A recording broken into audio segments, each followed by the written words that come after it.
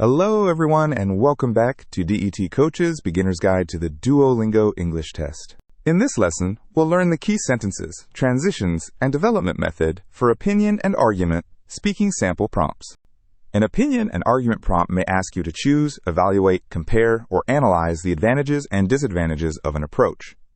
First, identify which argumentative task the prompt requires. Then decide on your position or overall assessment. Develop each reason by explaining its cause or effect, or by adding an example. When the prompt asks you to weigh both sides, you must address both, but your final view should still be clear. This prompt has 3 clear requirements. Advantages and disadvantages asks you to analyze the benefits and drawbacks of seeking feedback. Give examples asks you to support the analysis with a specific situation, while explaining your overall view asks you to weigh both sides and state your final assessment clearly. For this type of prompt, you cannot simply list benefits and drawbacks. During preparation, choose one point on each side that you can develop further. Use the example to support whichever side is easiest to illustrate in concrete terms. Then leave one sentence for your overall assessment. During the 30-second preparation period, you can keep these keywords in mind: hidden problems, presentation example, vague or harsh, opposite changes, specific and respectful, and final decision. These keywords are enough to set the order. Discuss the advantage first, then the drawback, and weigh the 2 sides at the end.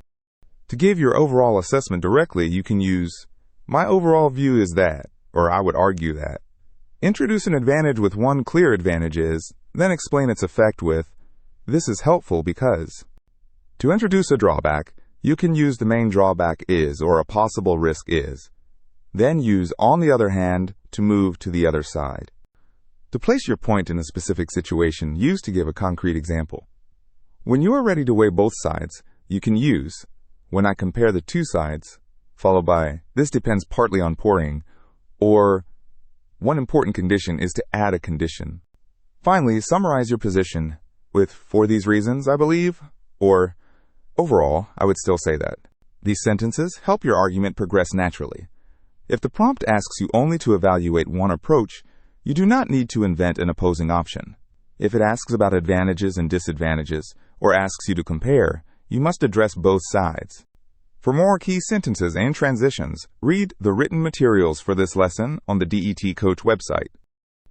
To put the classroom example into this structure, begin with, "One important advantage of asking for feedback is that," and state the advantage. Feedback can reveal problems that creators do not notice in their own work.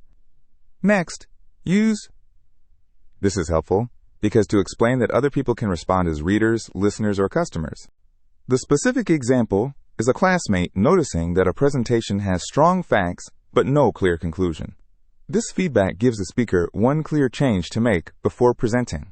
Then use, on the other hand, to introduce the drawback. Feedback can be vague, overly harsh, or inconsistent. When 2 people suggest opposite changes, the writer or speaker may feel confused. After analyzing both sides, use, "My overall view is that," to give your overall assessment. The advantages are stronger when feedback is specific and respectful. People do not need to accept every comment. Instead, they can use the comments to make more informed decisions about their own work. Finally, use "on balance" to finish weighing the 2 sides. Useful feedback supports improvement while leaving the final decision in the creator's hands, so overall, the benefits outweigh the drawbacks. Here is the complete sample response to this classroom prompt.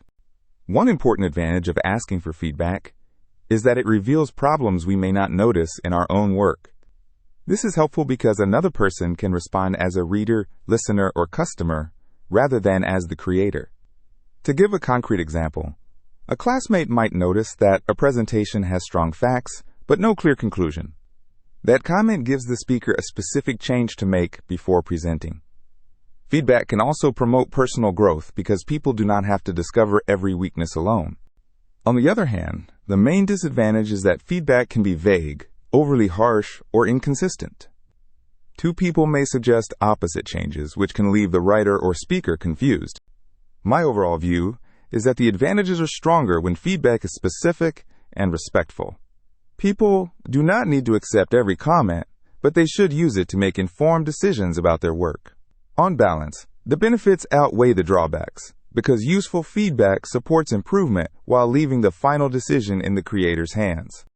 In the next lesson, we'll move on to Speaking Sample 05 and learn how to reduce the impact of mistakes through natural self-correction instead of stopping and starting over.